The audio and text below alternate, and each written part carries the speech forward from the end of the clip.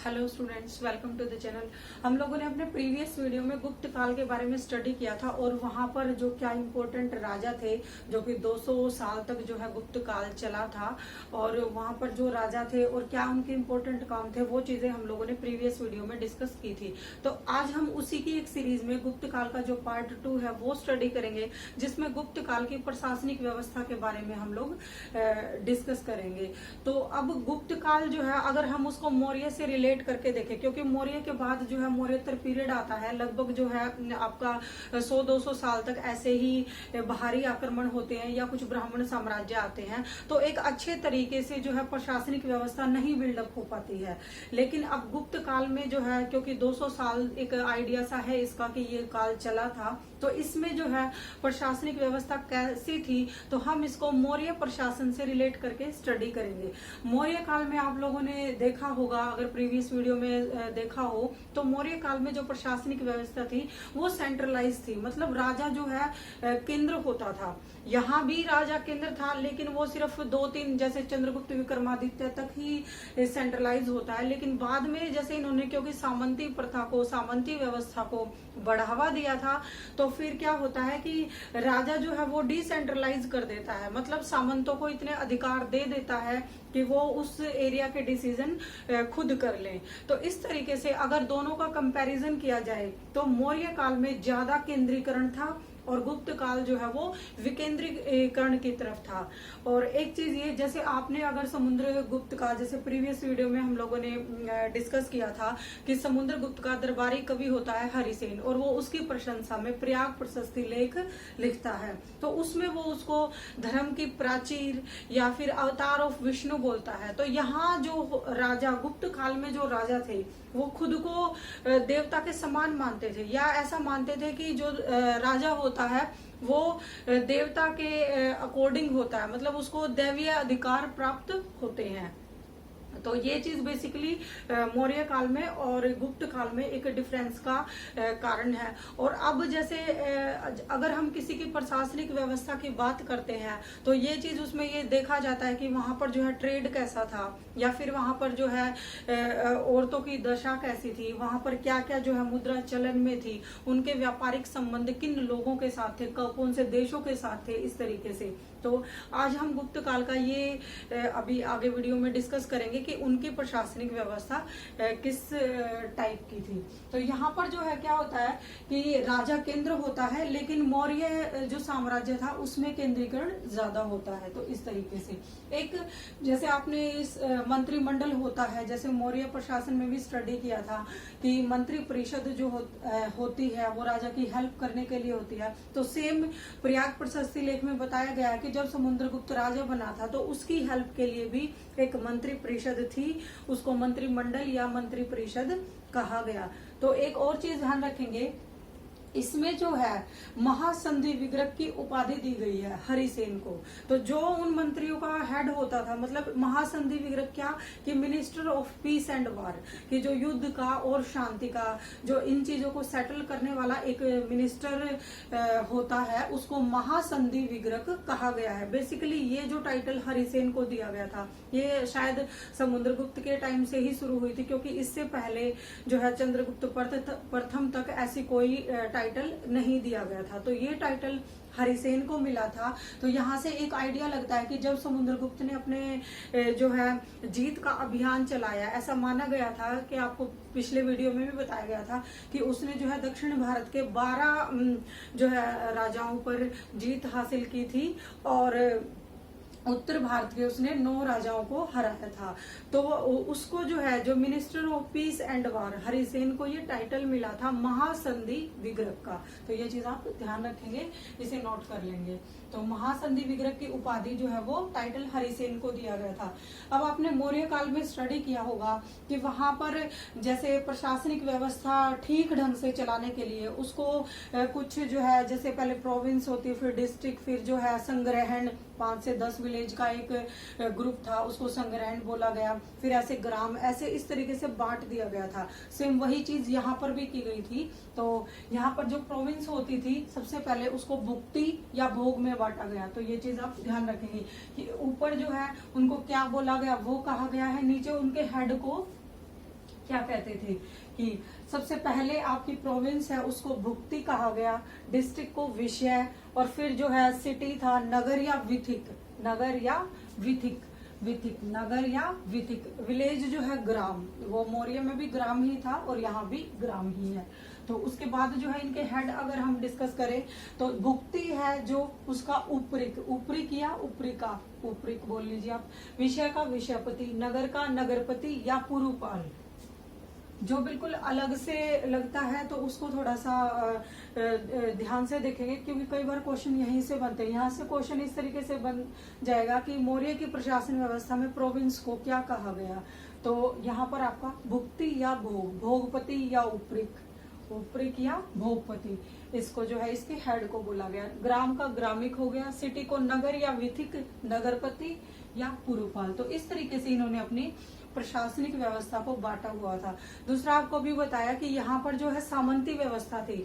सामंती व्यवस्था आपको पता है कि भूमि दान देने की प्रथा सातवाहनों ने स्टार्ट की थी। गुप्त काल में ये चीज जो है कंटिन्यू होती है। तो इस तरीके से जैसे जैसे राज्य फैलता है वैसे वैसे सामंती व्यवस्था प्रारंभ हो जाती है। तो यहाँ पर जो था राजा वो डिसेंट्रलाइजेशन की तरफ था, मतलब कि उसने सामंतों को इतने अधिकार दे रखे थे कि वो अपने डिसीजन, अपने एरिया के डिसीजन खुद ले। तो यहाँ पर जो है सामंती व्यवस्था को बढ़ावा मिला। तो ये चीज आप ध्यान रखेंगे कि जो सामंती व्यवस्था थी उसको गुप्त काल में बढ़ावा दिया गया। अब यहाँ पर एक चीज ये भी बात की गई है कि समुद्रगुप्त ने जब दक्षिण भारत के अपने जो जिन राजाओं पर विजय प्राप्त की थी वहां पर उसने उनको मतलब छोड़ दिया था। मीन्स वो उसको कुछ ना कुछ गिफ्ट देते थे, मतलब जैसे उसको कर के रूप में कह लीजिए, या कुछ वहां पर जो भी उनका सिस्टम रहा होगा कुछ टैक्सेस देते थे, लेकिन उनके राज्य को उसने अपने अंदर नहीं मिलाया था। तो ये चीजें ध्यान रखेंगे यहाँ पे। तो अब उसके बाद आती है कि कर व्यवस्था। कर व्यवस्था कैसी थी? कर जो है गुप्त काल में 1/4 से लेके 1/6 तक था। मतलब कि जैसा रिवेन्यू होता था, लैंड रिवेन्यू, जो भी कृषि होती थी, ब्रिटिशर्स के आने से पहले मेन जो यहाँ पर था कि वो जैसे दोआब के क्षेत्र होते थे, तो इस तरीके से फर्टाइल लैंड होती थी। तो जो भी वहां पर उपज होती थी उसका 1/4 से 1/6 तक था। अब आते हैं थोड़ी सी सामाजिक व्यवस्था पर। सामाजिक व्यवस्था में आपका क्या आता है? सबसे पहले तो ये चीज ध्यान रखेंगे कि गुप्त काल से पूर्व जो है हिंदू यूनानी आक्रमण हुए थे। आपको पता है ब्राह्मण साम्राज्य थे और हिंदू यूनानी आक्रमण हुए थे। तो वहां से जब हिंदू यूनानी के टच में आए थे तो आपको पता है कि यहाँ जो है उनकी कुछ कला भी आई थी जिसको गांधार कला बोला गया, और कुछ जैसे वहां का जो कल्चर थे, वहां के जो पीपल थे वो भी यहाँ आके बस गए थे। तो जब वो आदमी यहाँ पर बाहर से आके बस गए थे तो सबसे पहले उनको ही जो है उन्होंने फिर यहाँ की कल्चर में अपने आप को इंक्लूड कर लिया, तो उन लोगों को क्षत्रिय बोला गया। तो ये चीज आप ध्यान रखेंगे कि जो बाहर से फॉरेनर आके यहाँ पर बस गए थे उन्होंने फिर यहाँ की चीजें, जो इंडियन कल्चर था, उसको एडॉप्ट कर लिया और फिर उनको क्षत्रिय बोला गया। अब जैसे फिर लोकल जो ट्राइब होती थी, अब उनको जैसे भूमि दान व्यवस्था चली तो वो ट्राइब जो है ब्राह्मण के साथ आ गए या सामंती व्यवस्था में शामिल हो गए, तो उनको शूद्र का नाम दिया गया। तो उनको फिर इतना जो है इतने राइट्स दे दिए गए थे कि वो जो है कहीं भी पूजा कर सकते हैं, इस तरीके से मतलब शूद्रों का जो स्थान था वो थोड़ा ऊपर उठ गया था।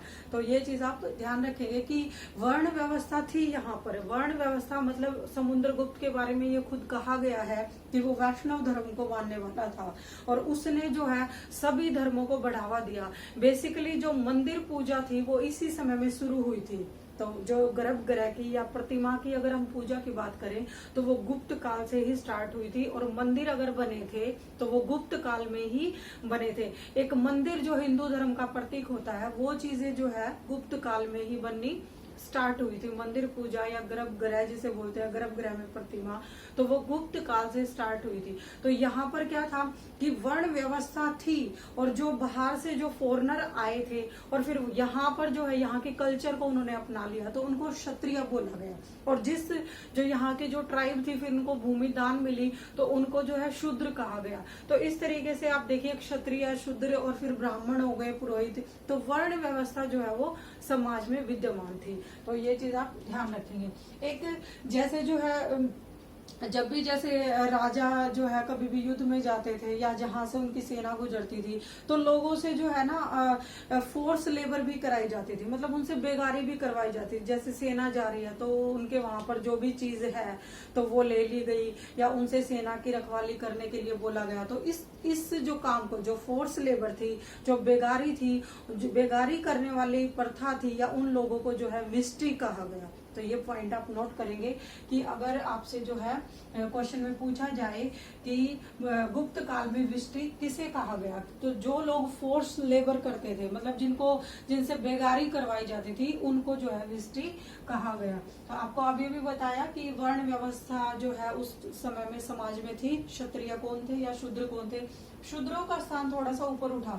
ऊपर उठने का मतलब यह है, जब उनको भूमि दान मिली तो उनको इतना अलाउ कर दिया गया कि वो जो है पूजा पाठ कर सके, जो है अलग से अपना कोई सिस्टम क्रिएट कर सके पूजा करने का। तो शूद्रों का स्थान थोड़ा सा ऊपर उठा, लेकिन बाद में आते आते फिर ये जो है डाउन चला जाता है। उसके बाद जो है अनटचेबिलिटी, अस्पृश्यता का उदय बताया गया। कात्यायन स्मृति की जो है, कात्यायन ने कात्यायन स्मृति की रचना की, उसमें पहली बार जो है अस्पृश्य शब्द जो था उसको भी बताया गया। इसका मतलब कि यहाँ पर जो है समाज में अनटचेबिलिटी विद्यमान थी। उसके बाद जो है बाल विवाह, ये भी एक इम्पोर्टेंट चीज है कि जो है बाल विवाह को भी गुप्त काल में बढ़ावा मिला था। मतलब पहले से जो है बाल विवाह जो है टीनेज आने से पहले ही जो है 14-15 साल में जो है शादी कर दी जाती थी। फिर उसके बाद जो है, अब ये स्त्रियों की दशा पे अगर हम बात करें कि जो है गुप्त काल में स्त्रियों की दशा कैसी थी, तो स्टार्टिंग में जो है वो ठीक थी, लेकिन बाद तक आते आते आपको पता है कि भानुगुप्त का एरन अभिलेख जो कि 510 में था, उसमें जो है किसी मिनिस्टर के मरने पर उसकी वाइफ को सती होते हुए भी बताया गया है। तो इसका मतलब जो है स्त्रियों की दशा इतनी अच्छी नहीं थी।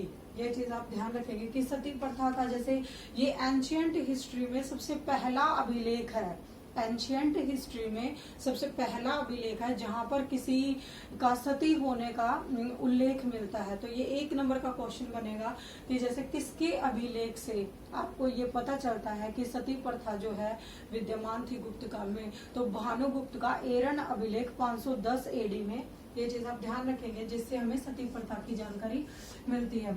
उसके बाद स्त्री का जैसे संपत्ति पे कोई अधिकार नहीं होता था। कुछ केसों में, जैसे अगर वो विडो है या फिर जैसे उसके पास कुछ भी नहीं है, तो उसका एक स्त्री धन होता था, बस वो उसी को रख सकती थी, मतलब उसका प्रॉपर्टी में कोई राइट नहीं होता था। फिर आगे जाते जाते जैसे स्कंदगुप्त के बाद से, जब बाद में जो राजा हुए उनके टाइम में जो है बहु विवाह भी प्रचलित हो गया था। तो इस तरीके से स्त्रियों की दशा जो है एक टाइम के बाद गिर जाती है, तो बहु विवाह भी प्रचलन में आ गया था। तो ये तो थी समाज की व्यवस्था या स्त्री व्यवस्था कैसी थी, कि जो है बाल विवाह भी था, बहु विवाह भी था, स्त्री धन ही रख सकती थी वो।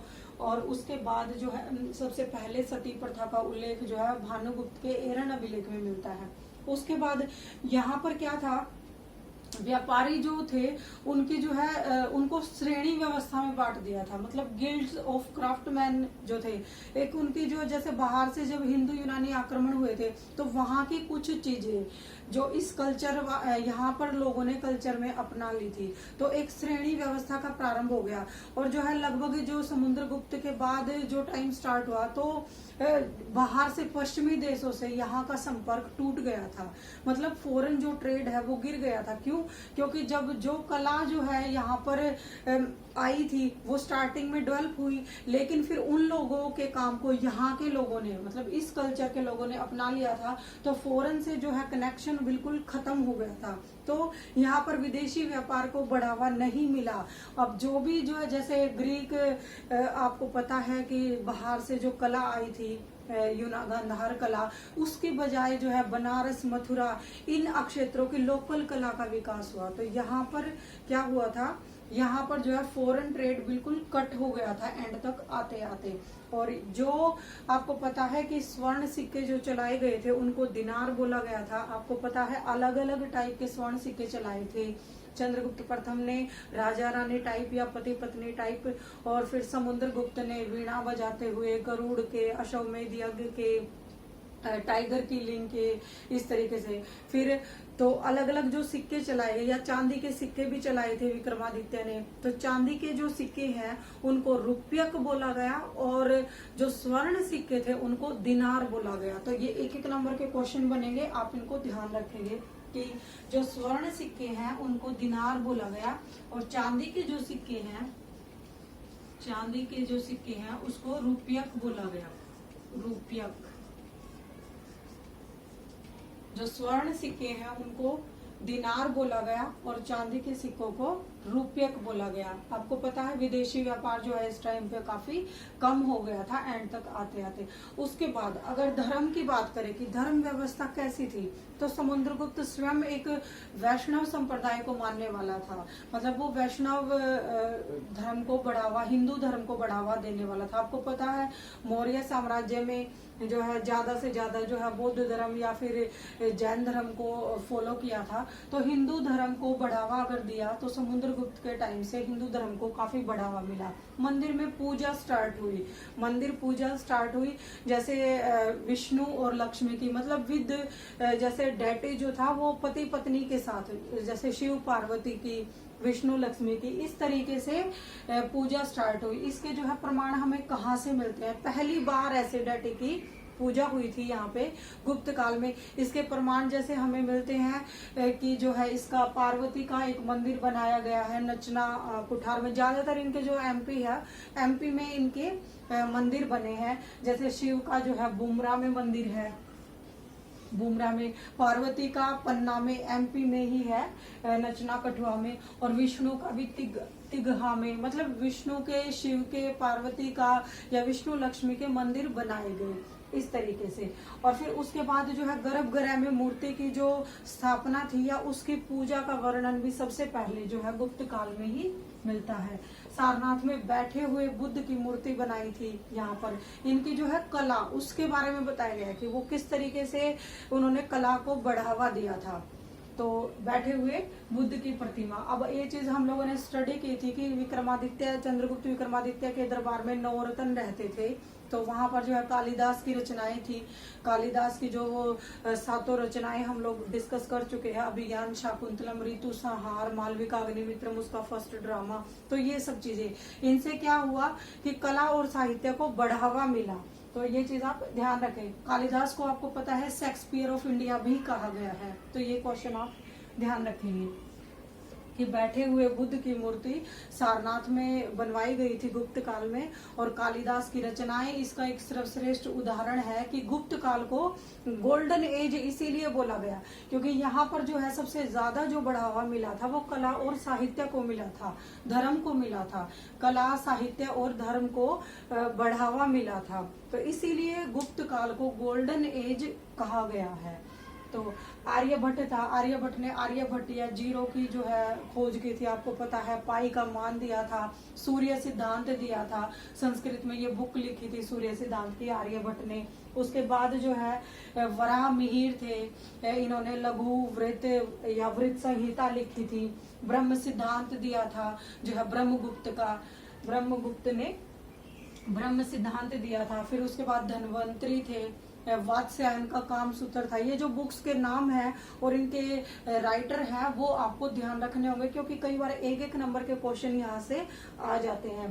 तो वात्स्यायन का काम सूत्र था जो कि पहली बुक थी जो है सेक्स के ऊपर किस तरीके से, और ब्रह्मगुप्त का ब्रह्म सिद्धांत था। वराह मिहिर का वृत्त और लघु जातक थी, और ये आर्यभट्ट का आर्यभट्ट या सूर्य सिद्धांत, शून्य की खोज और पाई का मान, इस तरीके से पंचतंत्र की कहानियां थी जो कि विष्णु शर्मा ने दी थी। तो ये चीजें आप ध्यान रखेंगे। बेसिकली ये जो है साहित्य में आता है कि उस समय साहित्य का विकास कैसा था और किस तरीके से हुआ था। तो यहाँ पर जो है फिर उन्होंने पेंटिंग को भी बढ़ावा दिया, जैसे अजंता एलोरा में जो है पेंटिंग करवाई, या एमपी में जो है एक बाघ की पेंटिंग करवाई। तो एमपी के धार में बाघ की एक पेंटिंग है और अजंता एलोरा में जो गुफाएं हैं वहां पर जो है वहां पर भी पेंटिंग करवाई इन्होंने। और मंदिर जो है, अगर मंदिरों की बात करें तो सबसे इम्पोर्टेंट जो फेमस है वो झांसी का दशावतार मंदिर है, जो कि गुप्त काल में ही बनवाया गया था। तो ये चीज आप ध्यान रखेंगे कि शिव पार्वती के मंदिर और दशावतार मंदिर जो झांसी का, वो इनका कला का या धर्म के प्रति प्रेम का सबसे बेस्ट उदाहरण है। झांसी का दशावतार मंदिर, झांसी का दशावतार मंदिर जो है गुप्त शासकों की कला का, धर्म के प्रति प्रेम का सबसे बेस्ट उदाहरण है। एक चीज ये होता था कि जो इन्होंने कर लगाए थे, कर आपको पता है 1/4 से 1/6 तक था, जिस तरीके से जो लैंड से मिलता था वो इनका कर का एक 1/4 या 1/6 भाग जो है राजा वो ले लेते थे। अब एक चीज जो है यहाँ पर एक वर्ड आया है बलि। बलि जो है स्टार्टिंग में पहले क्या था कि लोकल जो लोग होते थे वो राजा को उपहार देते थे, जो उनके पास होती थी चीजें, जो भी फ्रूट होता था, जो भी कुछ जो है उनके पास अनाज या जो भी कुछ होता था आइटम, तो वो राजा को गिफ्ट देते थे, उपहार देते थे। आगे चलकर ये फिर एक प्रथा बन जाती है कि ये देना ही पड़ेगा, मतलब ये फोर्स हो गया था कि ये बलि जो है ये निकालनी ही पड़ेगी। तो बलि स्टार्टिंग में तो आपको लगता है कि गिफ्ट है या एक जो है राजा को गिफ्ट दिया गया है, लेकिन बाद में ये लोगों पर बोझ बन जाता है, जिसको फिर ऊपरी कर भी कहा गया। तो बलि प्रथा भी यहाँ भी देखने को मिलती थी। ये एक प्रथा बन गई थी और इसको जो है एडिशनल टैक्स की तरह ट्रीट किया गया था, मतलब ऊपरी कर इसको मान लिया गया कि किसी के पास अगर नहीं है फिर वो फोर्सफुली लेना, तो एक एडिशनल टैक्स की तरह हो गई थी। तो ये चीजें आप ध्यान रखेंगे। तो साहित्य की अगर हम बात करें तो यहाँ से काफी क्वेश्चन बन जाते हैं, जैसे कालिदास की ही रचनाएं हैं, काफी 7 रचनाएं हैं जो शेक्सपियर ऑफ इंडिया इनको बोला गया। उसके बाद आर्यभट्ट जो है, उन्होंने आर्यभट्टीय या सूर्य सिद्धांत की बुक लिखी थी संस्कृत में। फिर उसके बाद वराहमिहिर की वृहत संहिता या लघु वृत्त जातक लिखे। ब्रह्मगुप्त ने ब्रह्म सिद्धांत दिया, धन्वंतरी थे। और फिर उसके बाद कामसूत्र लिखी वात्स्यायन ने। और एक जो है ये मृच्छकटिका, आप ध्यान रखेंगे कि शूद्रक का जो है प्ले था। मृच्छकटिका मतलब एक मिट्टी की गाड़ी है, इसमें भी जो है चारुदत्त एक गरीब ब्राह्मण होता है और उसका वसंत सेना के साथ प्रेम प्रसंग कुछ ऐसा दिखाया गया है। ये शूद्रक का था, मृच्छकटिका शूद्रक का। तो ये चीजें आप ये इनके जो है नाम कई बार आ जाते हैं कि अभिज्ञान शाकुंतलम जो है वो किसकी कृति है, कालिदास की। या मृच्छकटिका जो है उसका नायक कौन है, चारुदत्त नाम का गरीब ब्राह्मण है। चारुदत्त नाम का गरीब ब्राह्मण है जो कि वसंत सेना के प्रेम संबंध के बारे में कुछ उसके बारे में दिखाया गया है। तो ये शूद्रक ने लिखा था। तो ये चीज आप ध्यान रखेंगे। तो एक और चीज इसमें आती है, जैसे अगर हम यहाँ पर अगर इसको थोड़ा सा देखें कि जो है लोगों की दशा कैसी थी, तो लोगों से जो है बेगार भी करवाई जाती थी, फोर्सफुल लेबर या कर व्यवस्था 1/4 से 1/6 थी। औरतों का स्थान कैसा था कि बाल विवाह भी था, बहु विवाह भी था, सती प्रथा का उल्लेख यहाँ से मिलता है। तो इस तरीके से तो एक और चीज आती है कि 1-2 क्वेश्चन और बन जाते हैं। यहाँ पर जो है भूमि के माप की का भी एक व्यवस्था थी। जो लैंड सर्वे था, इन्होंने जैसे भूमि के भी हिस्सों में बांटा हुआ था, तो लैंड सर्वे जो है उसका भी प्रमाण मिलता है, उसकी भी इंफॉर्मेशन मिलती है। तो वो कहाँ से मिलती है, प्रभावती के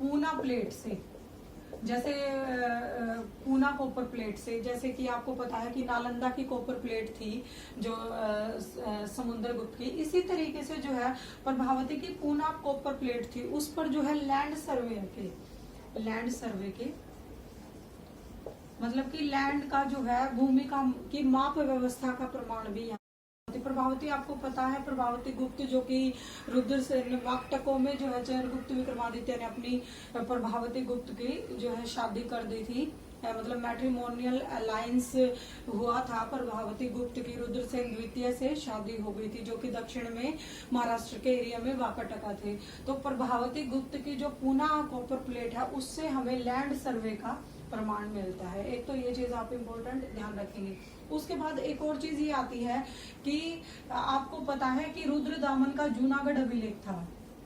रुद्रदामन का जूनागढ़ अभिलेख था और चंद्रगुप्त मौर्य ने जो है सुदर्शन झील का निर्माण करवाया था, वो इस चीज का प्रमाण है, रुद्रदामन का जूनागढ़ अभिलेख।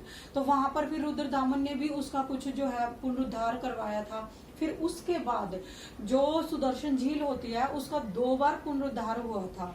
एक तो जो है उसका जैसे बनवाई तो वो चंद्रगुप्त मौर्य ने थी गिरनार में, जो जूनागढ़ अभिलेख जो है।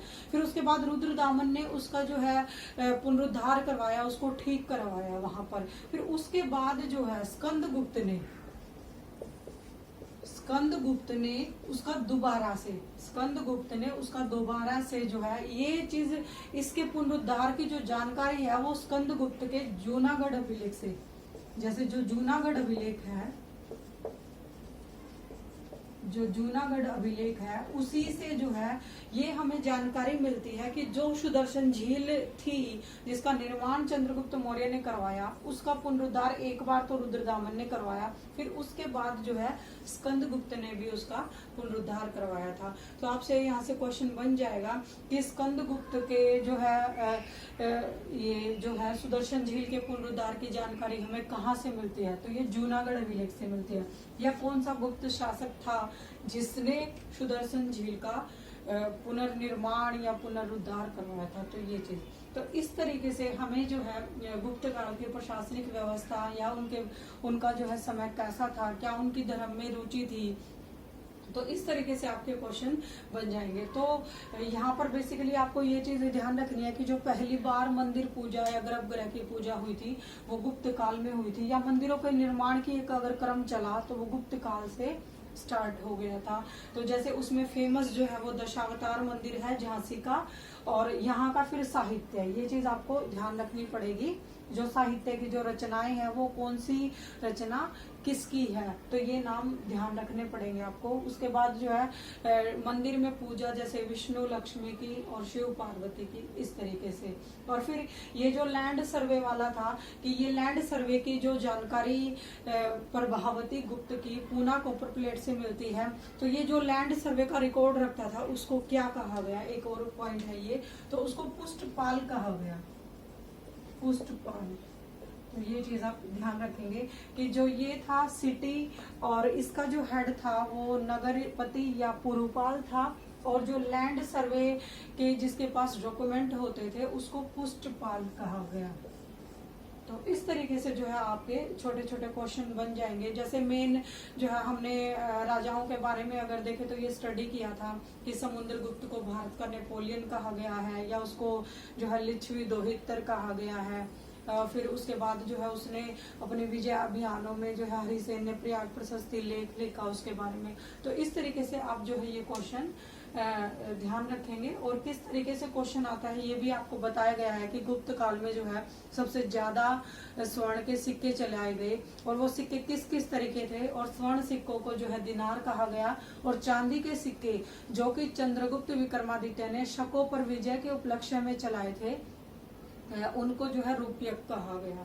तो ये चीज आप ध्यान रखेंगे। इस तरीके से आपका जो है गुप्त काल की प्रशासनिक अर्थव्यवस्था या गुप्त काल के जो राजा थे उनके क्या काम थे ये कंप्लीट होता है। फिर इसके बाद जो है मिलते हैं किसी नए वीडियो के साथ जो कि एंशिएंट हिस्ट्री में आपका आगे होगा, हर्षवर्धन काल जैसे। तो इस तरीके से फिर हमारा एंशिएंट हिस्ट्री धीरे धीरे कंप्लीट हो जाएगा। थैंक यू दोस्तों।